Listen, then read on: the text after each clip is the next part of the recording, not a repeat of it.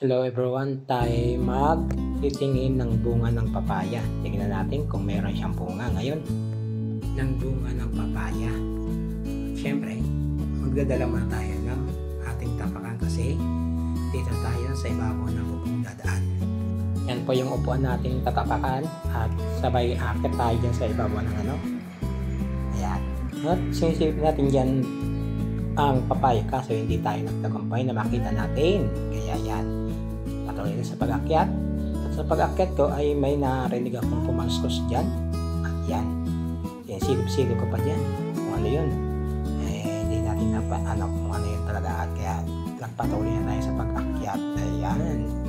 Akyat na tayo dyan. Ayan. At yung kumalskos ay talaga i-check natin kung ano yun. At yan.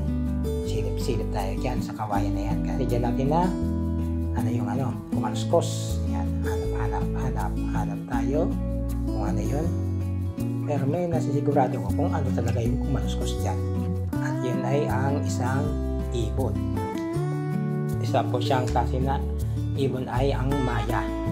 Nasa itaas po yung kanyang pugad. Sa Kaya hindi palang napapansin na maigi dahil kasi nga ay green pa yung kanyang mga kasalaw mga dyan ba na itaas niya. Yan. Tuturo ko yan.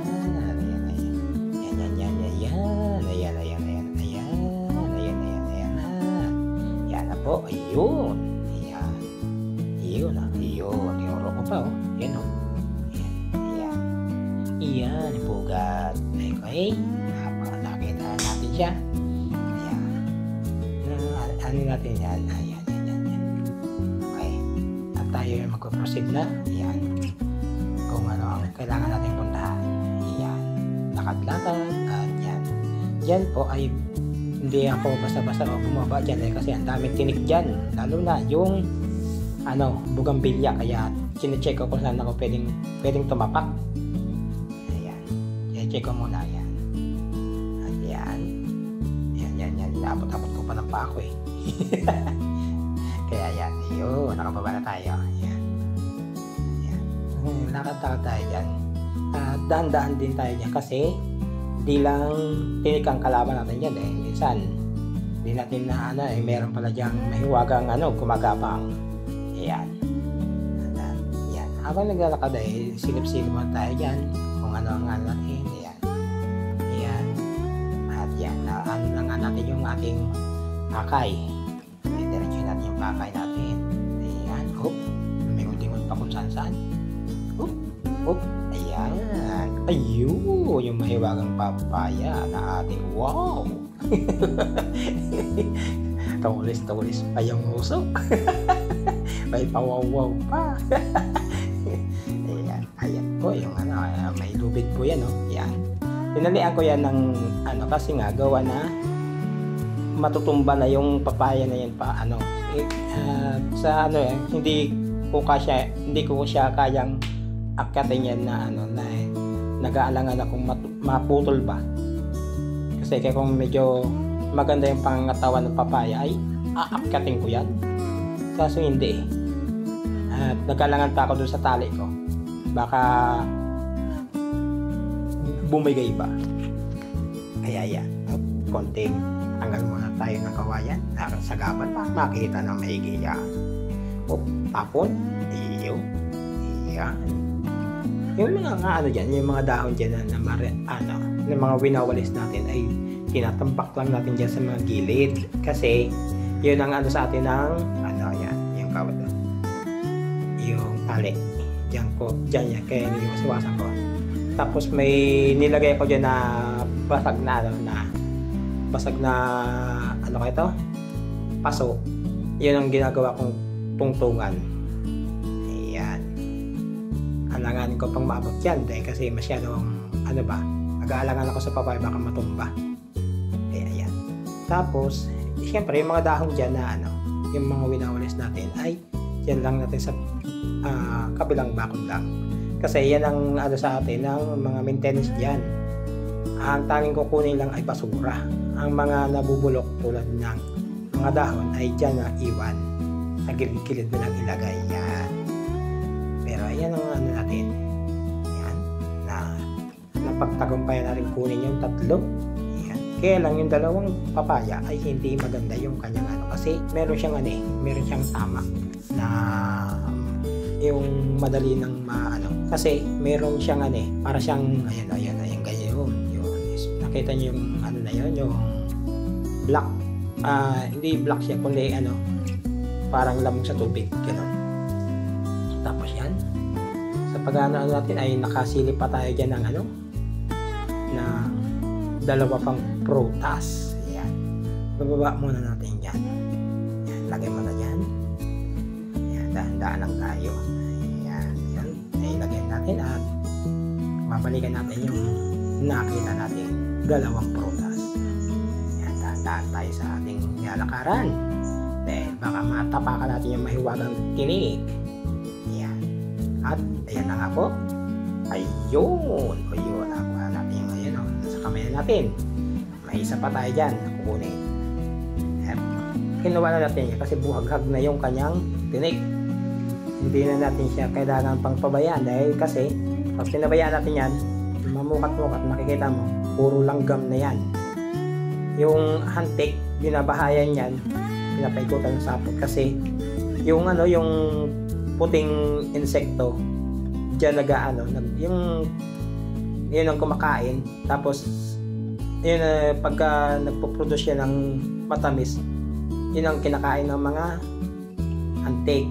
Kaya yan, kukunin natin yan. Ayan, umakit pa tayo dyan sa pahaba, pero hindi naman taasan yan, kundi mababa lang yan. Pero kailangan natin umakyat ng bagya. Yan.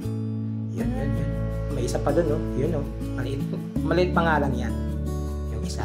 Yan. Kaya hindi muna natin kinukuha. Ang kinuha natin ay yung kaganina. Namayog pa yung isi. Yan. Nakuha natin yan. Yan, kaya pwede natin kunin yan. Yan.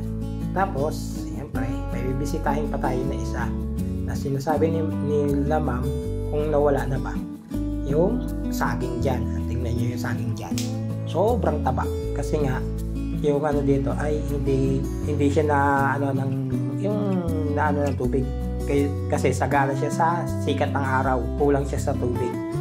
Yan, pinapatong muna natin yung ating nakuwang prutas at tayo ay aakit dyan sa ibabaw ng pader kasi dyan tayo lalakad dyan tayo.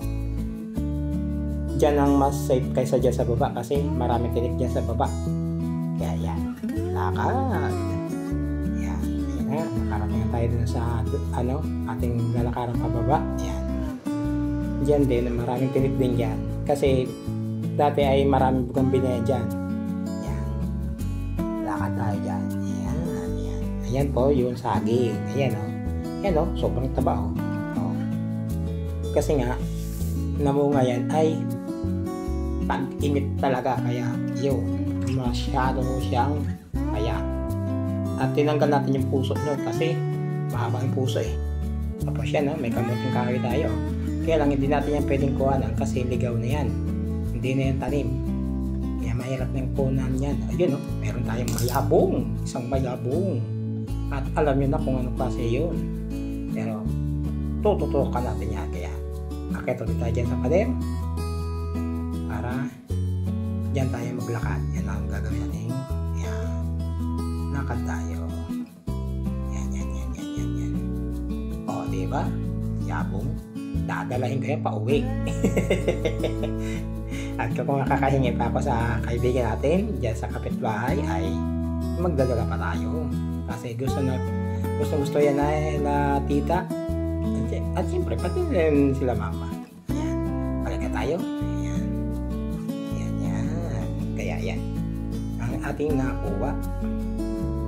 Yung saging ay nandoon. Kaya okay na siya. Kaya yan. Hop. Ayan. Ayan. Mga hinog. Wow. Yan. At yung pagbaba natin dyan ay isa-isay natin yan ibaba. Pero kailangan mo natin sabit muna yung ating gadget. Yan, sa pader. Yan. Baba muna tayo. Yan. At ilalapag muna natin yan dyan. Yun. Diba? Yan. At kukunin ko muna yung mga papaya. So yan, makikita nyo dyan sa gilid, sa banda taas, sa may banda kanan, ay makikita nyo yung aking paglalakad. Dalan tayo yan, para ayan o. Yan, kinukuha natin yung papaya. Pero syempre, bago matapos ang ating video, ay tayo magsha-shoutout sa ating mga kaibigan na sina Sir June Rocaverte, June Mix Vlog, June RTV, June R Vlogs, DCR Channel, Entertainment Hub. Yan po ang kanya mga channel. Shoutout sa iyo, Sir June Rocaverte. Siyempre, sa ating kaibigan na si Pre GPC Backyard. Yan, Pre GPC Backyard. Mega love shoutout sa iyo. At kay Ma'am Gabs, mega love shoutout sa inyong lahat. Kay Lola Seros, HK, yan. Ang ating member, si Ma'am Irene Jordan. Yan ang ating ka-team na si Ma'am Irene. Yan, bagong-bago yan. Tapos, shoutout nga rin pala kay Ma'am Lilet Life and Travel. Yan po ang aking amo. At ang kanyang isa pang channel na si Mini Dapu. At shoutout rin nga pala kay Sir Dennis Mix Vlog. Yan. Sir Dennis, mega love shoutout sa iyo. At sa isa pa mong channel na si Dance Kitchen at si Kuya Dennis. Yan po ang kanyang mga channel. At si Ma'am Gemma Mix Vlog. Yan po. At si Sir Gray. Yan. Mega love shoutout sa inyo. At si Mrs. Sky. Yan po. Maraming salamat sa inyo. At si Sir Nelson Mix Vlog. Yan. Tapos yung isa pang channel ni Ma'am Gabs. Yan. Si Pops and Chris Vlog. Yan po. At ang isa pa nating member na si Ma'am Pinay in Ausen Mix Vlog. Yan. Mega love shoutout sa iyo, Ma'am Pinay. Tapos si Ma'am Bini. Yan. Mix Vlog. Yan. Tapos si Ma'am Winnie De Leon. Yan. Mega love shoutout sa inyo. At syempre, hindi rin mawawala si Ma'am Lian SG Life at si Ma'am Chanel Mix Vlog. Yan. Mega love shout out at Sir Chibi Vlog. Yan. Mega love shout out din sa iyo. At Ma'am Ate Ling Gray Official. Yan. Mega love shout out at kay Ma'am 3S Marias. Yan. Tapos kay Sir Toreba. Mega love shoutout sa iyo, Sir Toneva. At lalong-lalo na kay Ma'am LJ Gaming. Yan po ang channel ni Manager. Maraming salamat po sa lahat. Bye-bye!